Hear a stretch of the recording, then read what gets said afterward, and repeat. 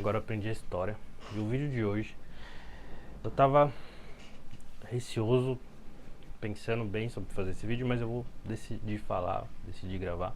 Afinal já tô 2 anos morando, 2 anos e 5 meses para ser mais preciso, morando cá em Portugal. E para iniciar, editor, roda a vinheta.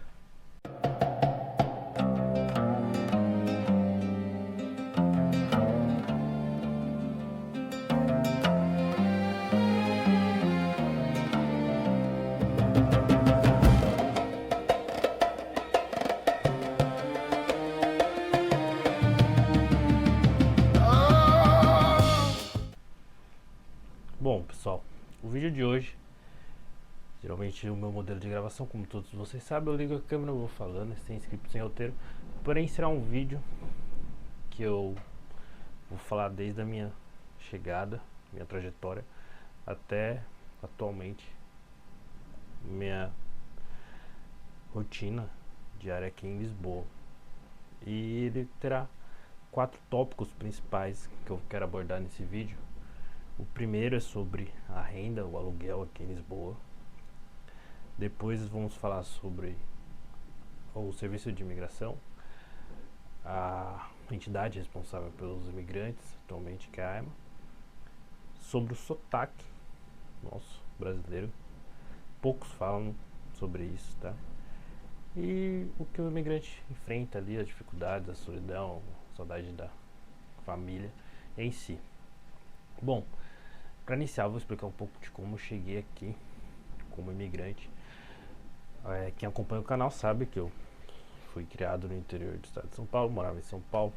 Então, quero deixar bem claro também que toda a opinião que eu passar falando sobre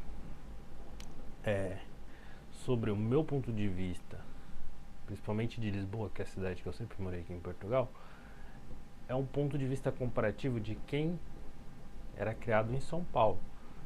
Muitas vezes você tem a vontade de vir para Portugal, mas não tem ainda muitas informações, entende?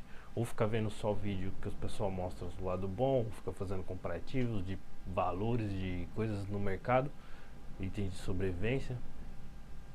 E não é bem por aí, não é esse o caminho, certo? Muitas pessoas deixam de passar informações relevantes para ficar fazendo comparações de preços de valores de celular, de iPhone. E o que eu queria que todos vocês soubessem, que eu falo comparado à minha realidade, certo? Nasci, criado ali, no interior de São Paulo, e antes de vir para a Europa, eu morava na capital, em São Paulo, ali na região central mesmo, na região do bairro da Liberdade. Então, eu tenho uma visão de morar em cidades grandes. Já morei também 5 anos da minha vida em Florianópolis. Sempre morei em capitais, cidades grandes do Brasil. Então, Lisboa, considerada a capital de Portugal. Tudo que eu vou falar é relativo a Lisboa, entendeu? Outras cidades lá do interior, como Porto, Guimarães, tem outras cidades muito grandes aqui, Algarve, já fui, mas eu não posso dizer com propriedade, por exemplo, sobre o trânsito da cidade, porque não é uma cidade onde eu cheguei a dirigir, só apenas fui como turista passar alguns dias.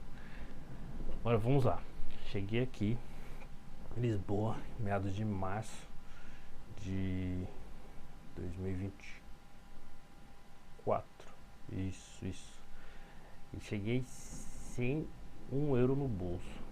Eu ganhei a passagem. Depois, mais pra frente, eu vou contar um pouco mais sobre essa história. Ganhei, devido a uns trabalhos que eu fazia de design.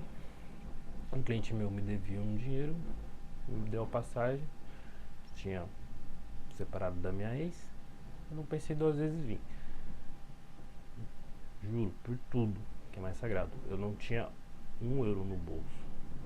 Eu tinha, sim, um dinheiro guardado na conta do Brasil, que era R$ 2.000, que estava na conta do Brasil. Eu não tinha nenhuma conta aqui em Portugal, não tinha nenhuma conta em banco digital. Era um dinheiro que estava guardado na Caixa Econômica.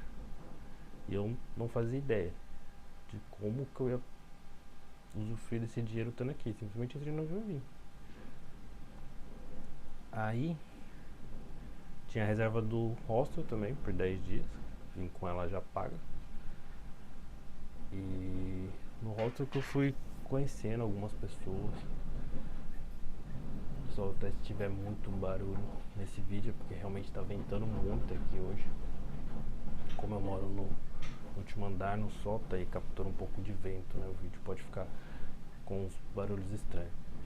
Bom, voltando ao assunto, cheguei no hostel, aí fui conhecendo umas pessoas, conheci um brasileiro que me ajudou bastante, morava na Bélgica, eu tava passando alguns dias aqui em Lisboa, para arrumar a questão da carta de condução dele. Aí as pessoas foram me orientando sobre documentação, sobre onde que eu deveria ir, e principalmente quem me ajudou muito foi um rapaz que trabalhava no hostel, não lembro agora o nome dele, e eu pegava meu notebook, meu portátil que eles falam aqui, ficava fazendo alguns trabalhos de design que eu ainda tinha para entregar na madrugada e ia conversando com ele. E ele me disse como criar uma conta aqui na Wise, que aí eu ia conseguir pegar o dinheiro do Brasil, mandar pra cá, tal. Pensei que ia ter que usar o Western Union, mas o Western Union é mais complicado. Aí ele me ensinou como criar uma conta na Wise e tal, como conseguir pegar o dinheiro. Aí pronto, consegui pegar esse dinheiro, converti, mandei pra cá, dava pouco dinheiro. E eu falei, cara, quando eu cheguei aqui que eu fui ver preço de aluguéis, eu não tinha muita noção de aluguéis de quartos e tal. Eu fui ver, comecei a pesquisar na região do centro de Lisboa, que era onde eu estava hospedado lá, e fui ver que realmente os valores eram um pouco elevados. Não ia dar pra eu pegar um quarto sozinho a princípio. Com R$2.000, chega aqui, mal dá pra você comer, irmão. Aí eu falei, pô, vou ter que pegar quarto compartilhado. Fui pro quartinho compartilhado, consegui pagar esse dinheiro. E já fui logo atrás de trabalho. Foi a primeira coisa que eu pensei. Falei, pô, eu não tenho mais dinheiro. O pouco que eu tinha, mandei do Brasil pra cá. Paguei um quarto compartilhado ali por um mês, direto com a proprietária. Só que agora eu tenho que arrumar um trabalho pra comer. E eu já fui em busca. Coisa que eu sempre tive foi força de vontade, que é o principal que a pessoa tem que vir pra cá. Fui olhando os classificados, internet, todos os anúncios, mandava currículo. Aí a maioria perguntava se tinha documento. Na época que eu cheguei ainda era CPLP, muita gente tinha CPLP ou manifestação de interesse, eu não tinha nenhum dos dois. Então muita vaga ali já era fechada. Eu via que tinha oportunidade de trabalho, eu falava, tem oportunidade de trabalho. Só que eu mandava, a pessoa me ligava, porque que eles ligam, você mandou o currículo, a pessoa já te liga. Eles já perguntavam, mas qual documentação você tem? Aí não tinha nenhum ainda. Aí eu precisava fazer o NIF, fui atrás de fazer o NIF, depois fui fazer o NIS. Na época que eu cheguei ainda dava pro imigrante fazer, ele mesmo, esses dois que o NIF é como se fosse o CPF do Brasil e o NIS é o número da segurança social daqui deles. Para você trabalhar você tem que ter esses dois números. Para abrir conta em banco vão pedir o NIF. Então eu fui atrás, consegui fazer isso e fui atrás de emprego. Consegui, primeiro fui num restaurante, uma restauração que eles falam aqui, era até de uma brasileira. Me ajudaram, eu lembro que eu cheguei aqui, tava um pouco ainda frio. Eu não tinha nem manta, eu tinha a manta do avião, que era fininha assim. Passava frio. Não trouxe roupa de frio, tinha poucas roupas de frio. E nessa restauração o pessoal ali me ajudou, me deu até umas blusas, me deu uma manta. E eu ia conversando sempre com quem já estava aqui há muito tempo, os brasileiros que já estavam cá há 2, 3, 4 anos, e perguntava, pô, como é que foi no seu início, o que você foi atrás primeiro, e todos eles me falavam, meu início foi assim, eu fui atrás disso primeiro, depois disso, depois foi surgindo isso. Falei, pô, se ele conseguiu, vou tentar fazer igual ele mais ou menos. Mas a grande maioria não tinha documento.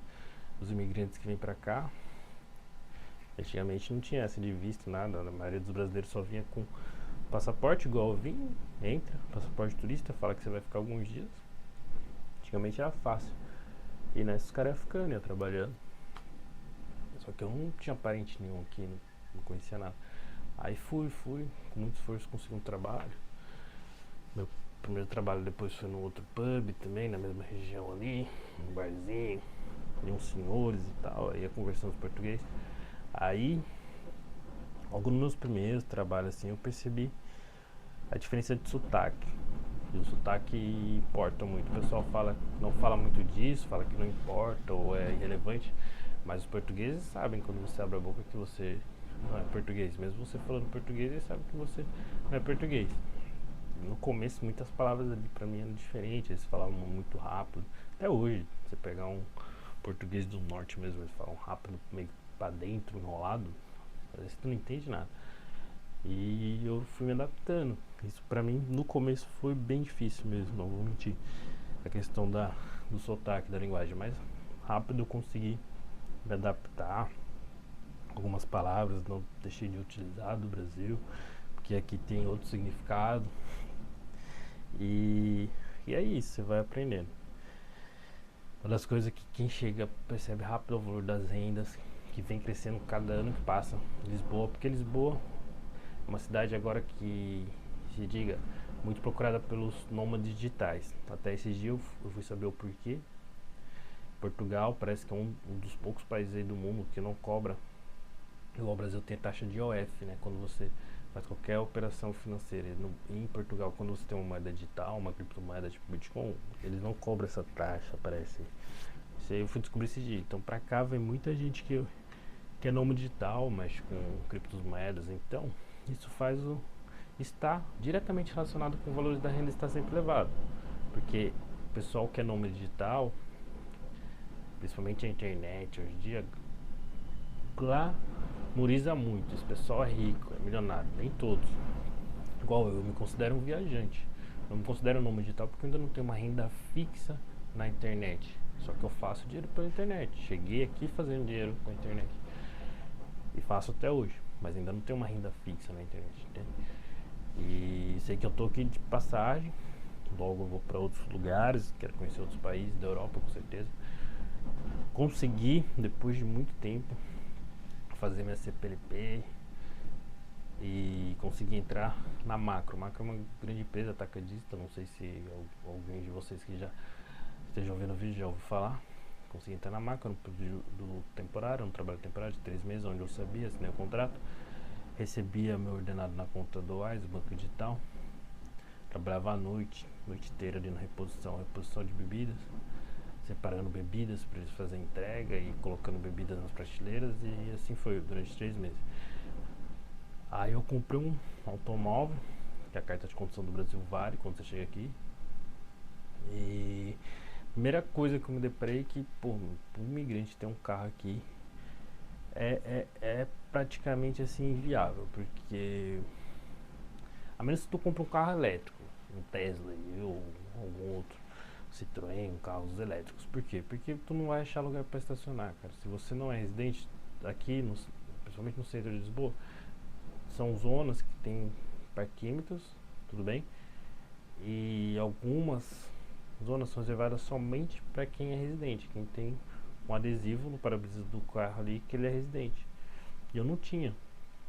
E por 2 vezes o meu carro foi guinchado. Eles guincham mesmo, eles vêm, bloqueiam sua roda e depois de um tempo eles guincham. Porque eu não sabia disso. A primeira vez eu não sabia, a segunda vez mesmo foi descuido, foi vacilo. Eu deixei passar o horário. E isso aí é relevante agora, mas o que acontece?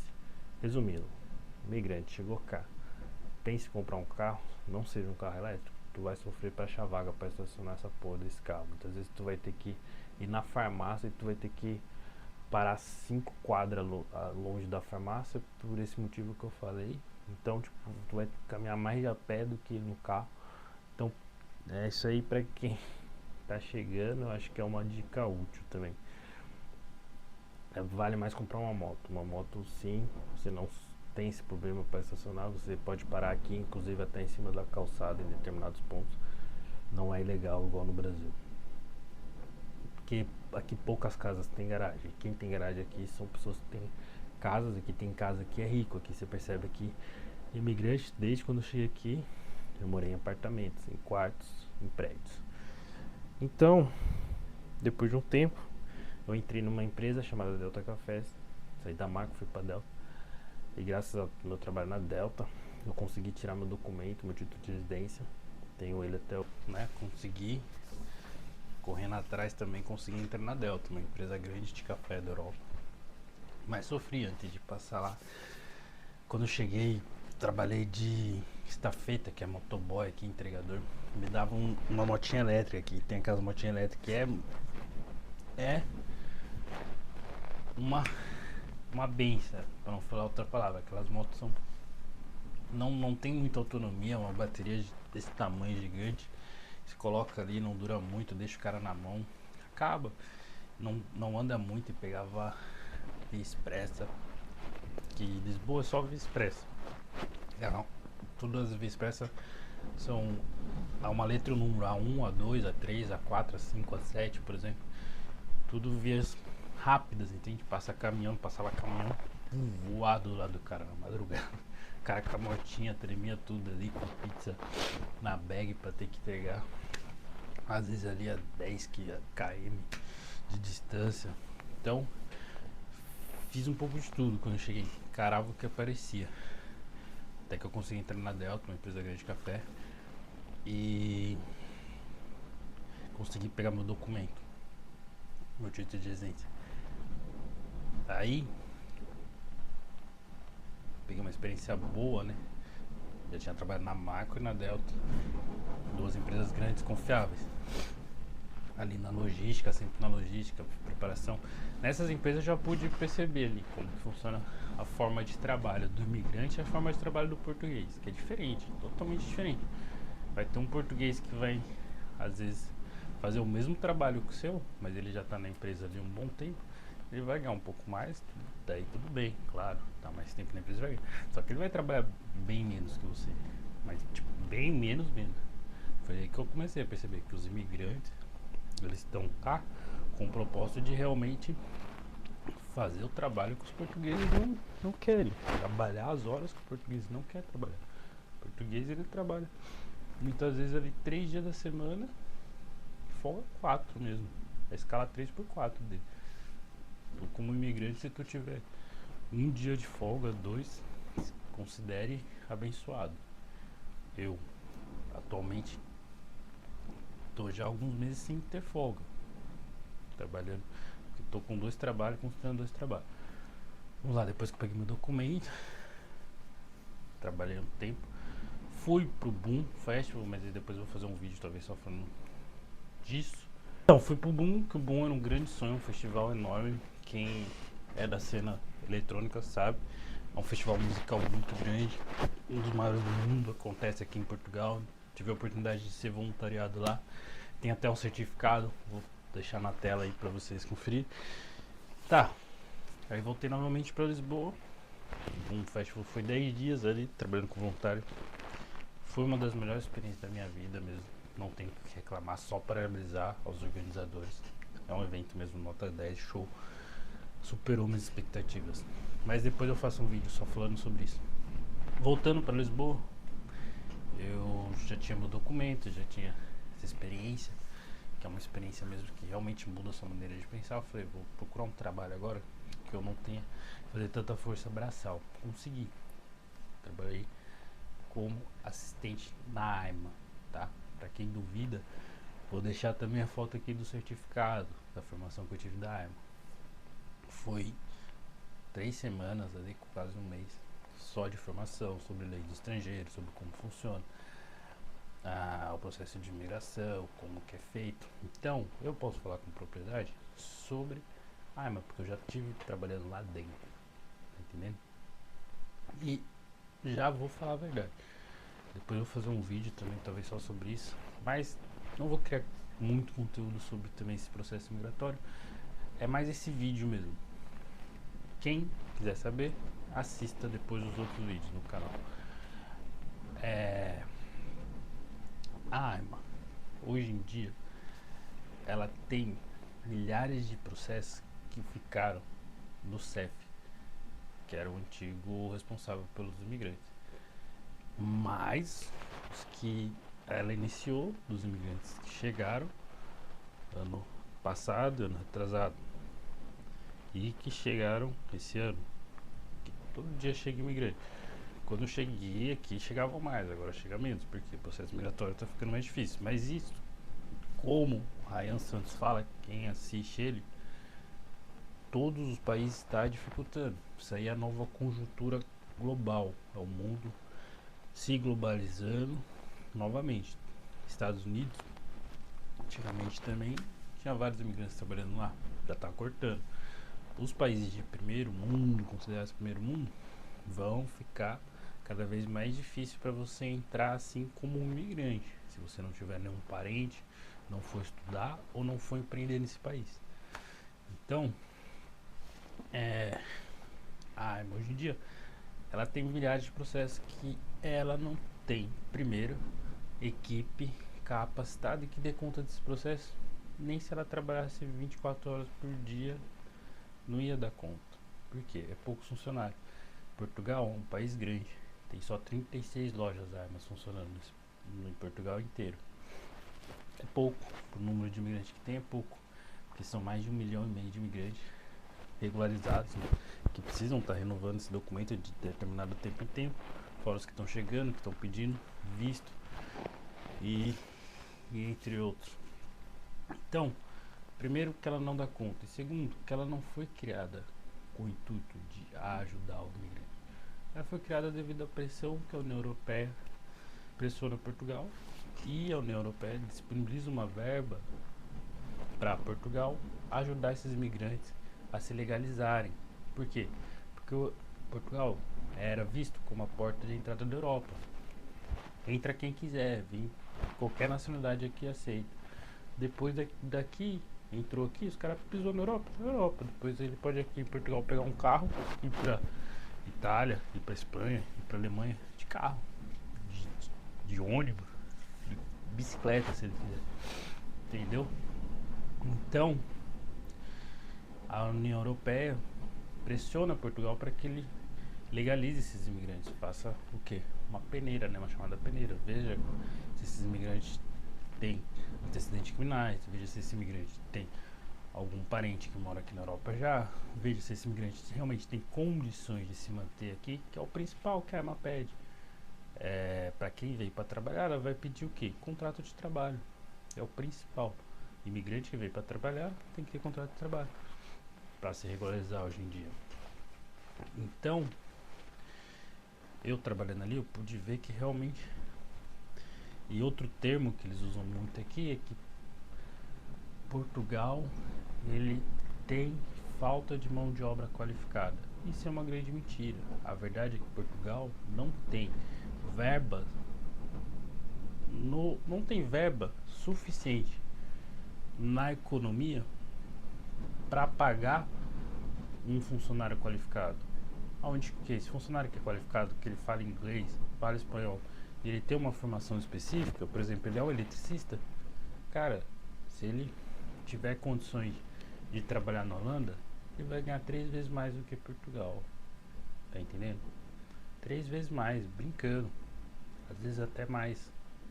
Então, como que Portugal vai manter uma mão de obra qualificada pagando pouco? Portugal nunca precisou e não precisa de mão de obra qualificada. Ele precisa de mão de obra de baixa remuneração. São imigrantes dispostos a fazer serviço pesado, construção civil, certo? Porque aqui tem muitos prédios antigos, precisam ser reformados. Essas profissões Portugal precisa, entende? E precisa muito de quem trabalha com acompanhante de idoso, quem é enfermeiro, quem sabe aplicar uma medicação. Por quê? População de terceira idade é elevada. Outro detalhe, em Lisboa, isso é principalmente em Lisboa, tá? Aonde você vai, você percebe que ela é uma cidade que o ritmo dela é diferente de qualquer outra capital do mundo. Isso eu posso afirmar com certeza. Por quê? Porque aqui tem uma população de terceira idade muito grande para uma capital. Muito grande. Aí a pessoa pode falar, pô, mas gente idosa tem em todo lugar do mundo. Tem, mas aqui é demais. Ou seja, a estrutura da cidade é feita para eles. Ou seja, o trânsito é feito para os idosos. O transporte coletivo é feito para eles. Tudo bem, tá tudo certo. Só que você tem que entender que para uma pessoa que é jovem, que tá ali na correria do dia a dia, ela vai muitas vezes se ver impaciente porque tem um idoso. Tem um casal de idosos. Hoje eu fui no mercado e tinha um casal de idoso E idoso que eu falo não é 75 anos não. 75 anos aqui ainda é considerado senhor, tá? Idoso aqui é 85 anos pra cima. Tinha um casal que devia ter 92 anos cada um ali. E fazendo a compra no mercado, eles passam item por item. Aí a mulher do caixa fala o preço. Eles vai contar a nota, ver se tem o dinheiro, porque às vezes eles nem sabem usar cartão. Aí conta a nota por nota. Aí paga, a mulher dá o troco. Eles vai contar o troco. Ou seja, e isso é normal aqui, tá entendendo? Se é no Brasil, um casal desse não ia sair de casa para fazer compra nunca. Aqui eles saem, eles estão na rua, entendeu? Eles pegam transporte público. 90 anos ele está na rua, tá entendendo? Então você tem que ter noção que é uma cidade realmente que tem uma população envelhecida. Então o ritmo dela é diferente. O ritmo dela não é um ritmo acelerado igual de outras grandes capitais. E isso aí afeta em tudo, afeta na economia da cidade, afeta no modo de vida das pessoas, afeta em tudo. Então, sobre o ponto da imigração, o que eu tinha para falar era basicamente isso. Se vocês tiverem alguma dúvida a mais, podem deixar no comentário aqui sobre o processo, alguma coisa de imigração, que eu respondo em outros vídeos. E agora sobre a questão do trabalho, trabalho tem. Se você tiver documento, força de vontade, trabalho em Portugal tem, não falta. Só que é aquilo, vou deixar bem claro, na maioria das vezes você vai chegar como imigrante e no começo tu não vai conseguir um bom ordenado, uma boa remuneração. Tu vai trabalhar, vai ganhar um ordenado mínimo.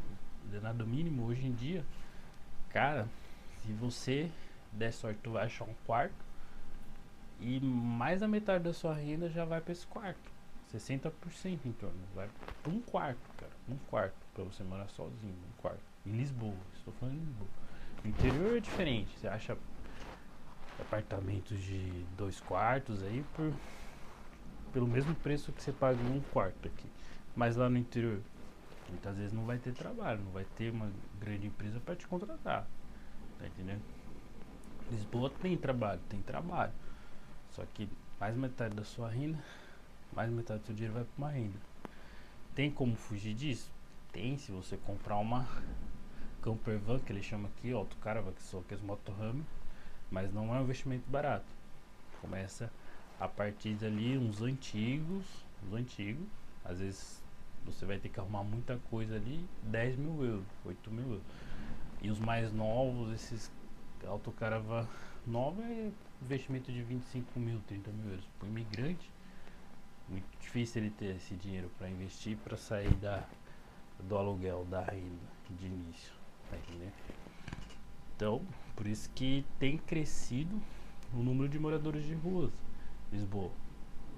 E são a grande maioria esses imigrantes, porque os imigrantes vêm para cá, fazem filhos, às vezes não tem onde morar e vão morar na rua. Alguns portugueses também, mas daí é porque eles querem. Porque português, se ele tem família aqui, a família vai ter algum imóvel, tá entendendo? Mas é basicamente isso, meu parecer sobre a vida de um imigrante que veio para trabalhar. Agora falando um pouco sobre hoje eu tenho um trabalho fixo, aonde aos fins de semana eu tenho um freelance, que é um trabalho pontual que eles falam aqui, que é como atendente de mesa, e tenho um outro trabalho fixo também em um restaurante como atendente de mesa, e também investir já um dinheiro no meu equipamento de fotografia. Então tá sempre pingando dinheiro ali das sessões de fotos que eu faço. Então hoje eu consigo, além de pagar a minha renda, consigo comer bem, mas no começo eu não conseguia, comi o que tinha, muitas vezes tive que pegar doação, igreja aqui, que aqui também eles doam para quem precisa realmente ali. Tem centros, lugares, principalmente algumas igrejas que você vai, determinados locais, determinados horários, que eles doam comida. Então no começo eu peguei muita doação, peguei mesmo, não tinha condição de comer.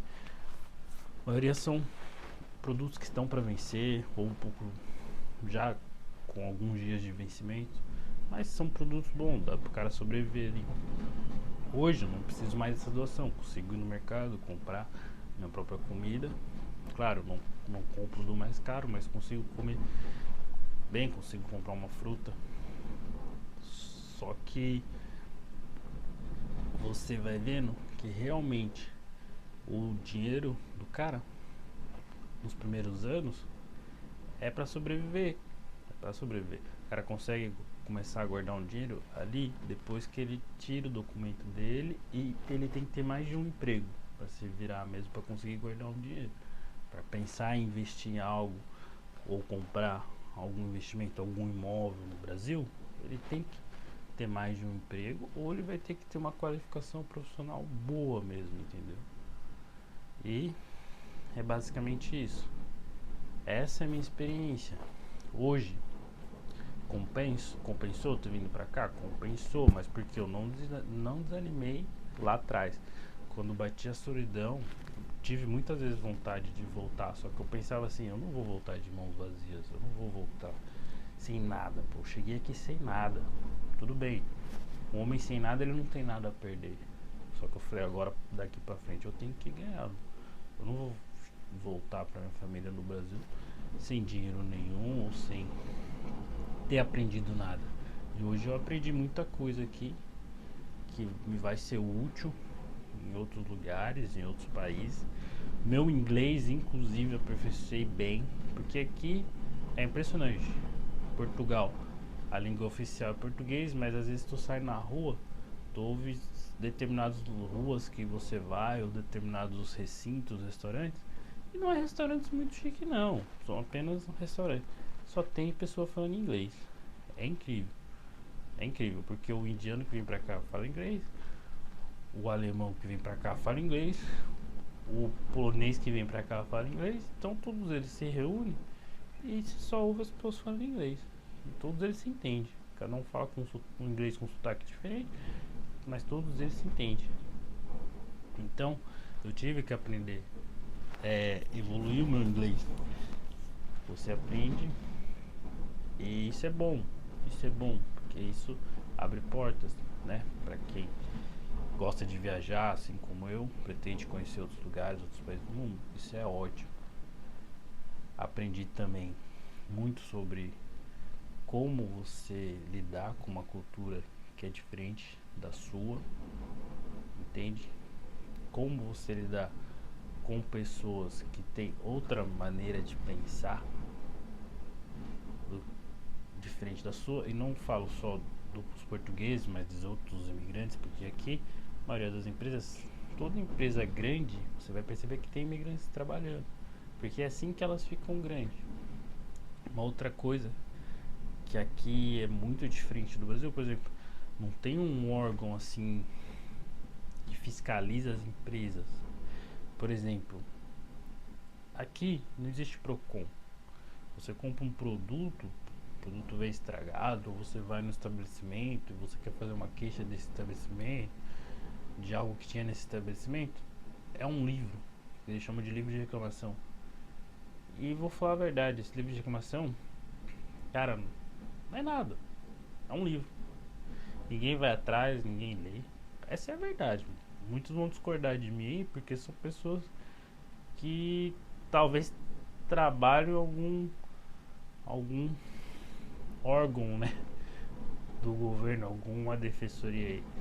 Mas é verdade, esse é só um livro de reclamação, um livro online, né? É uma página online onde você vai lá e reclama. Como se fosse o Reclame Aqui do Brasil, mas o Reclame Aqui ele ainda é conhecido. E ele intermedia, quando você faz uma reclamação no Reclame Aqui, ele intermedia, ele aciona a empresa e pergunta se a empresa tem uma solução para dar uma resposta para você. Aqui esse livro de reclamação não faz nada.